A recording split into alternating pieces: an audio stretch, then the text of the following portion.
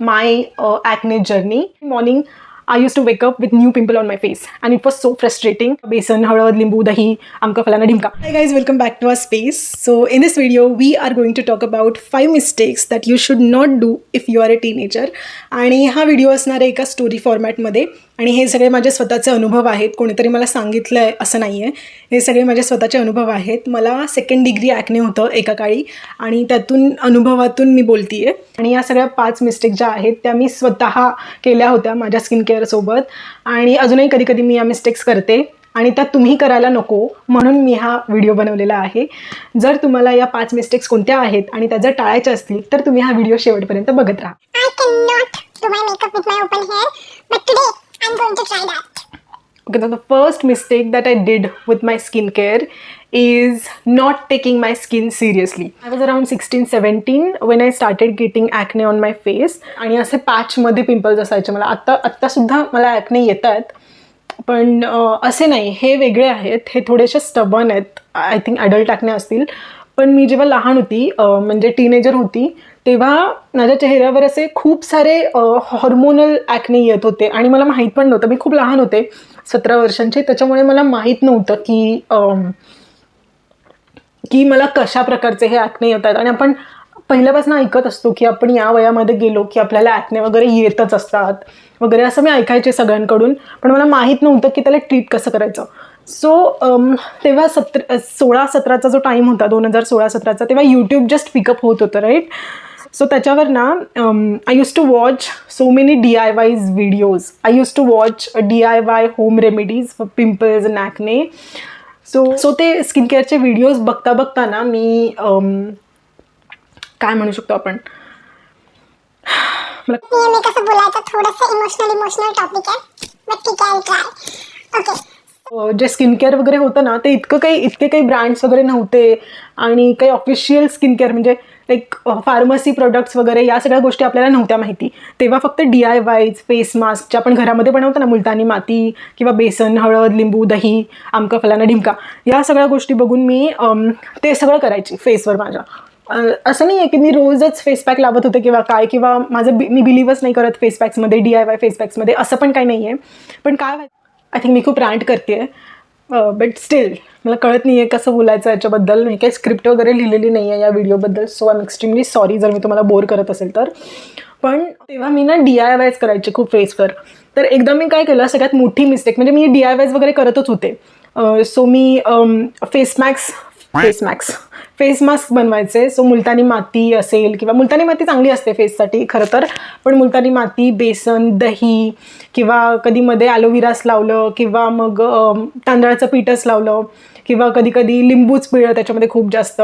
आणि एकदा माझ्याकडनं अशी मोठी चूक झाली. माझ्या चेहऱ्यावर पिंपल होते. सो असा पॅच होता, राईट, 2-3 पिंपल्सचा पॅच होता.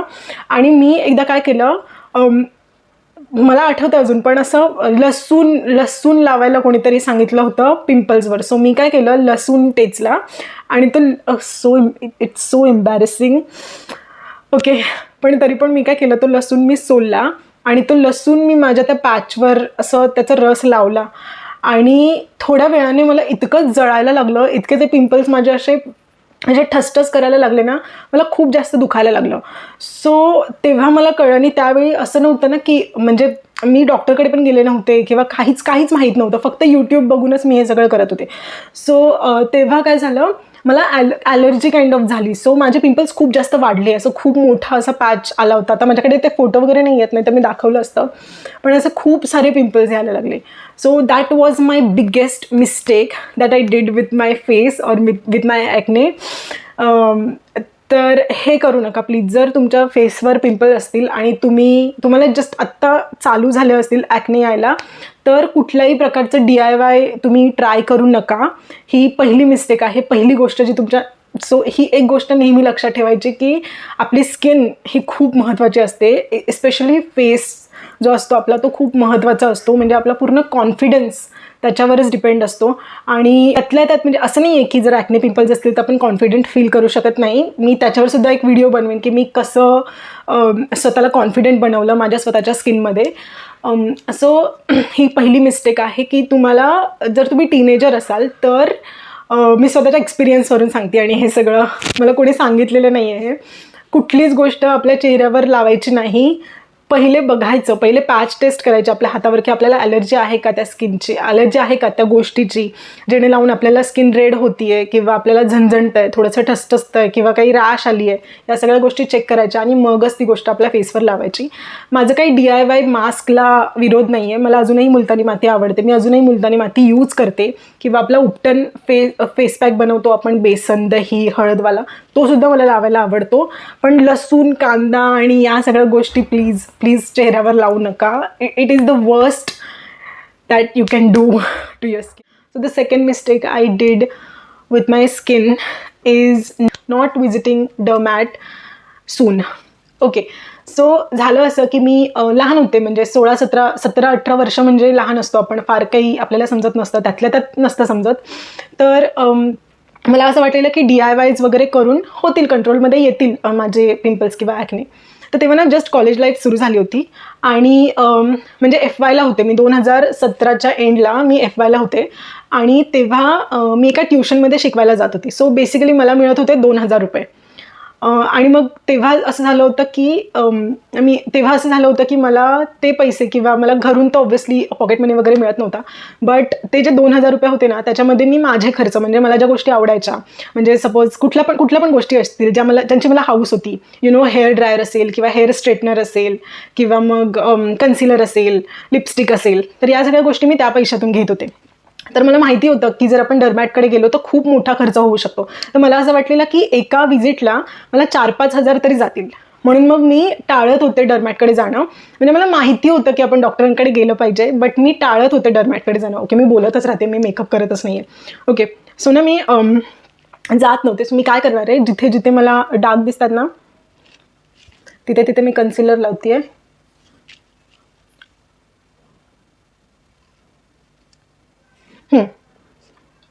इकडे आपल्या नाकाच्या इकडे पण थोडंसं काळकाळ असतं, थोडंसं पिगमेंटेशन असतं, त्यामुळे मी तिथे पण लावते.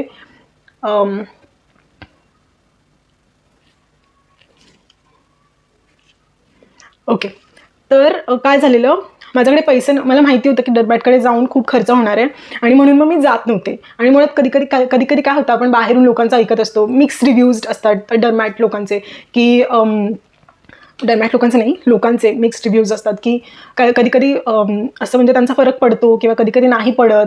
तर काही म्हणजे खूप लोक असे सांगायचे की आमचे पिंपल तर जातच नाही, स्किनला काही फरकच पडत नाही डॉक्टरकडे जाऊन वगैरे. तर मग मी एकदा विचार केला की आता खूप झालं, म्हणजे तो जो लसूणवाला सीन झालेला ना, तेव्हाच मला कळलं होतं की हे DIY वगैरे करून तर काही होणार नाही आहे, त्याच्यामुळे आपण चुपचाप आता डर्मॅटकडे जायला पाहिजे. सो मग मी डर्मॅटकडे गेली आणि त्या डर्मॅटने ना मला माझ्या स्किनला पूर्ण चेक केलं की माझा स्किन टाईप कुठला आहे, मला कधीपासून ॲक्ने येतात, माझं एज काय आहे, पिरियड्स रेग्युलर वगैरे येतात की नाही, माझे सेक्स लाईफ चालू आहे की नाही, सगळ्या गोष्टी ते लोक आपल्याला विचारतात. तर मी सगळ्या गोष्टींची उत्तरं दिली, म्हणजे की हां बाबा, मी सांगितलं माझं स्किन ऑइली आहे, मला 2-3 वर्ष झाले, मला इतके पिंपल्स येतात. सो तेव्हा तिने मला सांगितलं की माझं जे ॲक्नेचा टाईप आहे ना, तो हॉर्मोनल ॲक्ने आहे. सो तिने मेडिसिन्स दिले होते मला, म्हणजे गोळ्या वगैरे दिल्या होत्या, रेटिनॉल्स वगैरे होते त्याच्या. तेव्हा तिने मला सॅलिसिलिक ॲसिड बेस्ड मॉइश्चरायझर दिलं होतं यूज करायला. ॲझेलिक ॲसिड म्हणून एक माइल्ड ॲसिड असतं, ॲक्टिव्ह इन्ग्रेडियंट असतं, ते असलेलं एक टॉपिकल क्रीम तिने मला दिलं होतं, जे मला फक्त ॲक्नेवर लावायचं होतं. आणि त्याच्यानंतर तिने मला कोजिक ॲसिड बेस्ड एक क्रीम दिली होती, जी मला ॲक्ने मार्क्सवर लावायची होती, पूर्ण ॲक्ने गेल्यानंतर. असं सगळं तिने मला दिलं होतं. सो हे सगळं मी 3 महिने केलं आणि 3 महिन्यांनी तिने मला परत बोलवलं होतं. आणि मग मी परत 3 महिन्यांनी पुन्हा डर्मॅटकडे गेली आणि तिने मला सांगितलं होतं की सुरुवातीला पुन्हा थोडेसे ॲक्ने येणार जेव्हा तू ट्रीटमेंट चालू करणार. तर काय होतं ना, जेव्हा आपण ॲक्नेवर ट्रीटमेंट चालू करतो किंवा मेडिसिन्स खायला सुरुवात करतो ना, तेव्हा अजून जास्त ॲक्ने आपल्या फेसवर यायला सुरुवात होतात. म्हणजे जे काही आपल्या स्किनच्या आतमध्ये असतात, जे बाहेर येणार असतात, ते सगळे पिंपल्स यायला सुरुवात होते, म्हणजे फास्ट होते प्रोसेस, त्याला पर्जिंग असं म्हणतात. सो ते व्हायला लागलं माझ्यासोबत. आणि मग मी 3 महिन्यांनी गेले तिच्याकडे की मला अजून ॲक्ने येतात म्हणून. तर तिने मला सांगितलं होतं की 1-1 महिन्याने तू फोटो काढायचेस फेसचे, की काय काय चेंजेस झालेले आहेत फेसवर. तर मी तसे तिला फोटोज दाखवले. तर 3 महिन्याचं मेडिकेशन घेऊन सुद्धा, 3 महिने रेटिनॉल खाऊन सुद्धा मला ॲक्ने पिंपल येतच होते. मग तिने अजून 3 महिन्याचं मेडिकेशन मला दिलं आणि या सगळ्यामध्ये माझा खर्च झाला होता टोटल 5,000 ते 6,000 रुपये. म्हणजे 6 महिन्याची जी ट्रीटमेंट होती त्या 6 महिन्याच्या ट्रीटमेंटमध्ये मला 5,000-6,000 रुपये खर्च आला होता, इन्क्लुडिंग तिने दिलेलं मेडिकेशन, डॉक्टरची फी आणि सगळे स्किन केअर प्रोडक्ट्स जे तिने मला दिले होते. या सगळ्याचं 6 महिन्याचं इतकं बिल आलं होतं मला. आणि मग मी ती ट्रीटमेंट घेतली तर मी 6 महिने मेडिकेशनवरती होते ॲक्ने पिंपल्सच्या. बट स्टील काय व्हायचं ना, तेव्हा माझं एजच ते होतं. सो मी टीनेजरच होते. पूर्ण मी ट्रीटमेंट घेतली तेव्हा माझा फेस बऱ्यापैकी क्लिअर झाला होता आणि मग मला कळलं की ॲक्टिव्ह इन्ग्रेडियंट्स कसे वापरायचे किंवा स्किन केअर कसं करायचं. या सगळ्या गोष्टी ऑब्व्हियसली डर्मॅटकडे गेल्यावर आपल्याला कळतात. मग त्याच्यानंतर मी काय केलं, म्हणजे काय झालं, 6 महिने संपले आणि ते 6 महिने संपल्यानंतर सुद्धा माझ्या फेसवर थोडे थोडे पिंपल येत होते. असं नाही आहे की पूर्णच क्लिअर झाली स्किन किंवा मी खूपच छान दिसायला वगैरे लागली, असं काही झालं नाही. तर त्याच्यानंतर मी स्किन केअर करायला शिकले की कशी काळजी घ्यायची आपल्या स्किनची. सो ही होती माझी सेकंड मिस्टेक, की मी डर्मॅटकडे लवकर नाही गेली. थकले मी इतकं बोलून बोलून. हा व्हिडिओ खूप मोठा होणार आहे बट आता मी काय करू शकते, एवढं सगळं आहेच त्याच्यामध्ये. सो तिसरी मिस्टेक ही होती की नॉट इटिंग हेल्दी. सो मी खूप तेव्हा जस्ट कॉलेज चालू झालेलं आणि कॉलेजला वगैरे गेल्यावर आपण जंक फूडची सुरुवात होते खाण्याची. पहिले कसं शाळेत असताना आपण डबा वगैरे न्यायचो छानपैकी मस्त, पण कॉलेजला गेल्यापासून जंक फूड खाण्याची खूप सवय लागली होती. त्याच्यामुळे काय व्हायचं की मी फक्त सांगतेच आहे, मी फक्त बोलतेच आहे, मेकअप तर बाजूलाच राहतो आहे. मी आता ब्राउज तर करून झालेले आहेत. मी ब्लश म्हणून मी मार्सची किकॅस 22 लिक्विड लिपस्टिक लावते आहे. छान दिसते लिपस्टिक ब्लश म्हणून. हेल्दी म्हणजे बाहेरच्या गोष्टी जास्त जेवत होते. सो मॅगी नूडल्स असतील किंवा ते तर मी अजूनही खाते, बट स्टील तेव्हा जरा जास्त प्रमाण होतं बाहेरचं खाण्याचं, कारण आपण पण कॉलेजला वगैरे जात होतो रेग्युलर बेसिसवर, म्हणून ना खाणं जास्त व्हायचं बाहेरचं. म्हणजे मला डर्मॅटने सांगितलं होतं की ऑइली फूड खायचं नाही आहे किंवा जंक फूड खायचं नाही आहे, गोड खायचं नाही आहे, डेअरी प्रोडक्ट्स खायचे नाही आहेत. या सगळ्या गोष्टी मला डर्मॅटने सांगितल्या होत्या. बट एक हार्डकोर महाराष्ट्रीयन घरामध्ये डेअरी प्रोडक्ट्स तर येणारच. प्लस मी चहाप्रेमी, इतकी मोठी चहाप्रेमी आहे की मला रोज चहा लागतो 2 वेळा 3 वेळा. आणि तेव्हा तर अभ्यास असायचा, कॉलेज असायचं, क्लासेस पण असायचे, त्याच्यामुळे मी 2 ते 3, 4 वेळा चहा प्यायची. सो त्याच्यामुळे गोड पण रोज पोटामध्ये जायचं, रोज डेअरी प्रोडक्ट्स पण पोटामध्ये जायचे आणि ऑइली खाणं तर होतच होतं इकडून तिकडे. सो मी जास्त लक्ष नाही दिलं माझ्या डाएटवर. ही होती माझी तिसरी मिस्टेक, जी तुम्ही करू नका जर तुम्ही टीनेजर असाल तर. हेल्दी खाणं खूप गरजेचं आहे.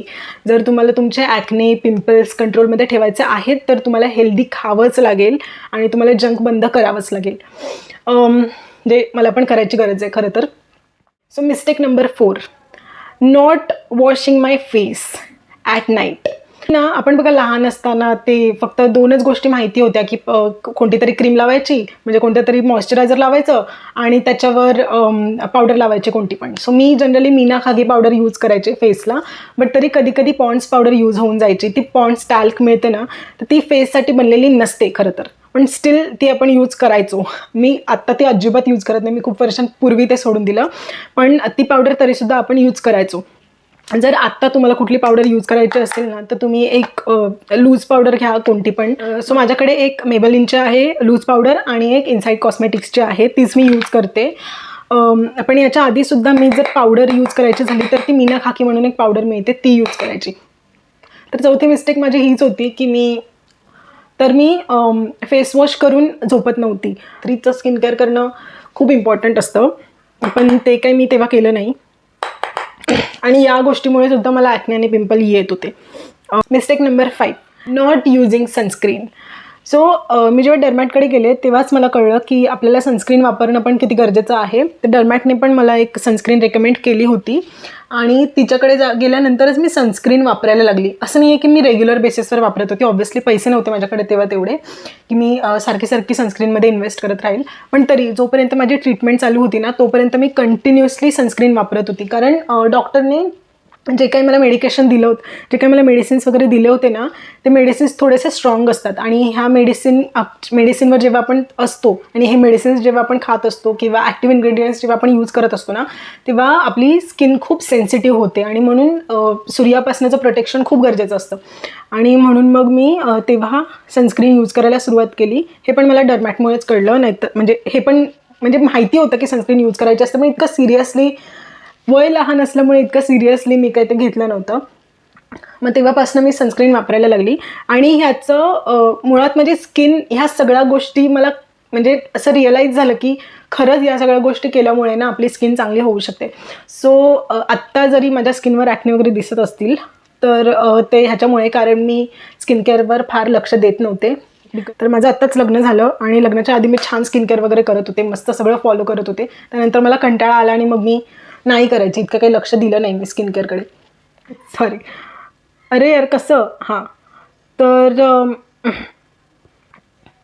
तर तेव्हापासून मी सनस्क्रीन वापरायला सुरुवात केली. हां, आणि मी काय सांगत होती की हे सगळं मला रिअलाईज झालं की या सगळ्या गोष्टी खरंच वर्क करतात. ते केव्हा माहिती आहे का, जेव्हा कोरोना चालू झाला 2020ला, ऑब्व्हियसली 2020च्या आय थिंक मार्चमध्ये कोरोना आला. आणि त्याच्यानंतर ना म्हणजे माझी स्किन अशी आहे की ती पटकन टॅन होते.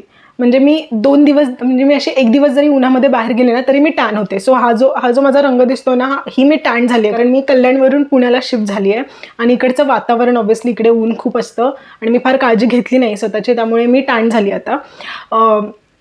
पण माझी स्किन अशी की ती पटकन टॅन होते. सो मी पहिलेसुद्धा टॅन होती, कारण रोज कॉलेजला वगैरे जायला लागायचं, आपण काही अंगाला वगैरे नाही लावत ना सनस्क्रीन. तर कोरोनामध्ये कंटिन्युअसली आपण घरात होतो, खूप महिने आपण घरातच होतो, कुठेच जात नव्हतो. त्यावेळी काय झालं, माझा पूर्ण टॅन निघून गेला होता आणि खूप ब्राईट झाली होती स्किन. प्लस माझ्या फेसवरचे ॲक्ने गेले होते, मार्क्स गेले होते. तेव्हा तर मी काही स्किन केअर पण फॉलो करत नव्हते. जस्ट माझी डर्मॅटची ट्रीटमेंट संपली होती आणि त्याच्यानंतर मी बेसिक गोष्टी, नॉर्मल फेस वॉश यूज करणं, नॉर्मल मॉइश्चरायझर, नेव्हियाचं मॉइश्चरायझर यूज करत होते मी. आणि फेस वॉश पण नव्हते यूज करत, खरं मेडिमिक्स साबण असतो ना तो यूज करत होती. तर या सगळ्या गोष्टी मी म्हणजे नॉर्मल स्किन केअर होतं, फार काही असं एक्स्ट्रा ऑर्डिनरी मी करत नव्हते. सो तेव्हा कोरोनाच्या पिरियडमध्ये 5ची मिस्टेक माझ्याकडनं होत नव्हत्या, राईट. म्हणजे मी डर्मॅटकडे पण जाऊन आले होते, मी उन्हामध्ये पण जात नव्हती. सो खूप जास्त ऊन आपल्या शरीराला लागत नव्हतं, प्लस पोल्युशन खूप कमी होतं.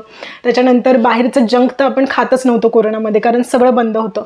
सो या सगळ्या गोष्टी कोरोनामध्ये पाळल्या गेल्या आणि कोरोनामध्ये माझी स्किन इतकी छान झाली होती, इतकी मस्त झाली होती. मी एखादा फोटो जर सापडला तर तो इकडे टाकेन.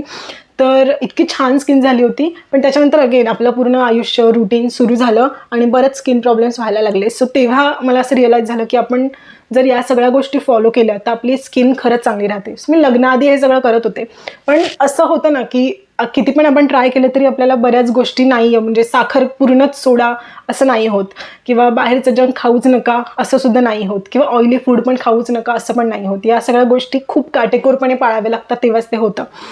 सो तेच झालं माझ्यासोबत. पुन्हा मी माझ्या सायकलमध्ये आले आणि माझा मेकअप, एवढं सगळं सांगून झालं पण माझा मेकअप बाकी राहिला आहे. मी लिपस्टिक लावणार आहे मार्सची.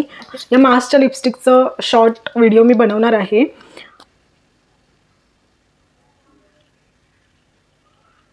सो मी अशी बेसिक तयार झालेली आहे. फार काही मला आवडलेलं नाही आहे आजचा लूक, उगाचच आपलं मला व्हिडिओ बनवायचाच होता म्हणून मग मी म्हटलं थोडंसं रेडी होत होत स्टोरी सांगूया. मी थोडंसं असं हे जे शिमरी शेड्स असतात ना ते यूज करते आहे पॅलेटमधले इनर कॉर्नरला. हायलायटर लावायचं राहिलं आहे खरं, मी हायलायटर लावायला पाहिजे. कुठे हायलायटर? ओके. सो माझ्याकडे एक स्विस ब्युटीचं हायलायटर आहे, छान आहे हायलायटर, पण ते जेव्हा आलं होतं तेव्हाच तुटलं होतं आणि मी रिटर्न करायचा कंटाळा केला. पण ते खूप 2-1 वर्ष झाले माझ्याकडे आहे आणि चांगलं आहे अजून. अशा पद्धतीने आपला मेकअप लुक तर तयार झालेला आहे आणि माझी स्टोरीसुद्धा सांगून झाली तुम्हाला. मी जर टीनेजर असाल तर 5 मिस्टेक तुम्हीसुद्धा करू नका प्लीज. जर तुम्ही हा व्हिडिओ शेवटपर्यंत बघितला असेल आणि तुम्हाला जर तो आवडला असेल तर तुम्ही माझ्या चॅनलला सबस्क्राईब करू शकता. जर तुम्हाला या व्हिडिओमधून काही अशा गोष्टी मिळाल्या असतील ज्या तुम्ही आता तुमच्या स्किन केअरमध्ये इन्क्लूड करणार आहात किंवा या चुका तुम्ही टाळणार आहात तर तुम्ही या व्हिडिओला लाईक करू शकता. आणि कुठल्या अशा गोष्टी आहेत ज्या तुम्ही चुका केल्या होत्या त्या तुम्ही मला कॉमेंट्समध्ये सांगू शकता. आपण भेटूया पुढच्या व्हिडिओमध्ये. बाय.